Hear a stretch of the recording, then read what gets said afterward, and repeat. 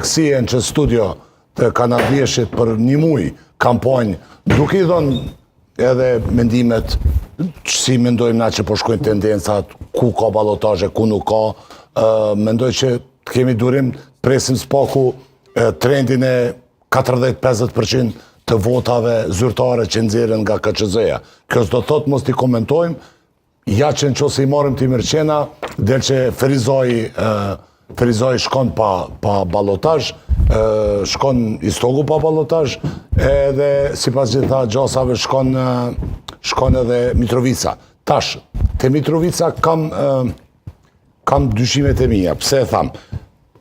Të mijat, nuk do thot që është e mirëqena jo, sepse kemi të bëjmë me një situatë ku komplet establishmenti i vetëvendosjes me në krye Albin Kurtin, komplet narracioni politik dhe kandidati i vetëvendosjes respektivisht i Guzos, Faton Peci, ka qenë figura ma popullore.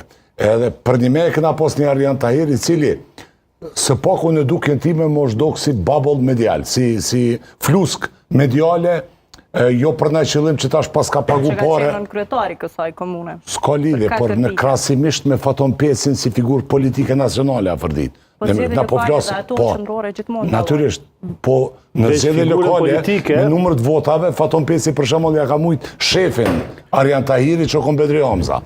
Edhe do dhëtë këto është sigurisht puna në teren e PDK-s. Jo, si sa në teren, unë besoj